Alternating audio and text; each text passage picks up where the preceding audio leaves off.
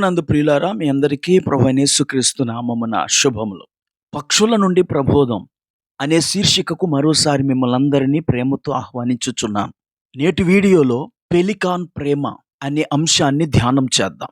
Pelican పక్షిని గూడబాతు అని తెలుగులో అంటారు. మతపరమైన చిత్రకళలయందు గూడబాతు యొక్క ప్రేమను ఆత్మ త్యాగానికి చిహ్నంగా అభివర్ణించుట నేను చూచినప్పుడు చాలా ఆశ్చర్యపోయాను. వీటిని గురించిన చరిత్రను చదివితే ఈ పక్షులు ప్రేమకు త్యాగానికి ప్రత్యేకగా నిలిచాయి.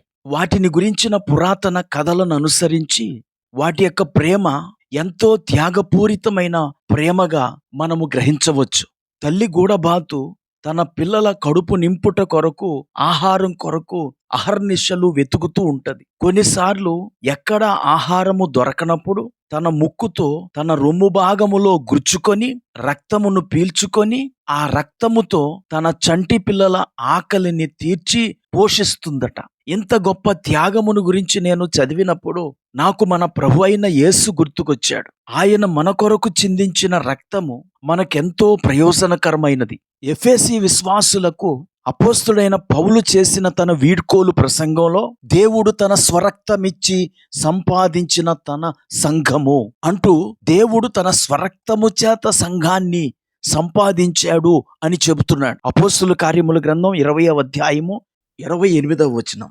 ప్రియులారా, క్రీస్తు మన కొరకు చిందించిన రక్తము యొక్క ఉపయోగాలలో కొన్నింటిని ఈ వీడియోలో మీతో పంచుకోవాలని ఆశిస్తున్నాను.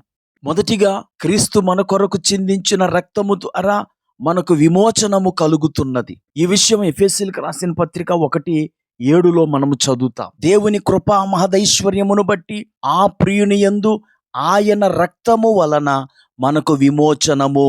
రెండవదిగా, ఆయన చిందించిన రక్తము ద్వారా మనము దేవుని సన్నిధిలో ధైర్యముగా ప్రవేశించగలము. హెబ్రీయులకు రాసిన పత్రిక 10వ అధ్యాయము 19వ వచనం. సహోదరులారా, యేసు మన కొరకు ప్రతిష్ఠించిన మార్గమున ఆయన రక్తము వలన పరిశుద్ధ స్థలమందు ప్రవేశించుటకు మనకు ధైర్యము కలిగి ఉన్నది గనుకను.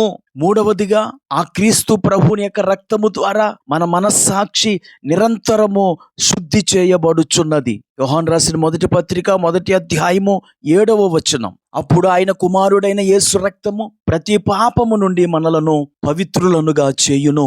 నాలుగవదిగా, యేసుక్రీస్తు రక్తము మనకు ఒక ఆయుధమై మనకు విజయాన్ని చేకూరుస్తుంది. ప్రకటన గ్రంథం 12వ అధ్యాయము 11వ వచనం చూడండి. వారు గొర్రెపిల్ల రక్తమును బట్టియు తామిచ్చిన సాక్ష్యమును బట్టియు వానిని జయించి ఉన్నారు. ఈ మాటలు వింటున్న ప్రియ స్నేహితుడా, సోదరి, గూడబాతు తన రొమ్మును గుచ్చుకొని తన స్వరక్తముతో పిల్లలను పోషించి త్యాగానికి ప్రతీకగా నిలిస్తే, మన ప్రభు అయిన యేసు తన రక్తము ద్వారా మనలను విమోచించి ఆయన సన్నిధిలోనికి ప్రవేశపెట్టి నిరంతరము మనలను శుద్ధి చేస్తూ సాతాను శక్తులపై మనకు విజయాన్ని ఇస్తూ ఉన్నాడు. గనుక మన కొరకు చిందించిన క్రీస్తు రక్తమును ఆశ్రయించి ఆ రక్తము ద్వారా సాతానును జయించుదాం, పాపములపై విజయాన్ని సాధిద్దాం. ప్రార్థన చేసుకుందాం. కృపా కనికరం కలిగిన మా తండ్రి, నీకు వందనాలు. ప్రభువా, మీరు ఆ పెలికాన్ పక్షి కంటే గొప్ప త్యాగమూర్తివి.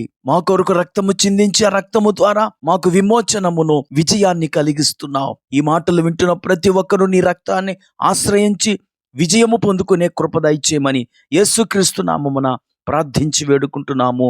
ఆమేన్.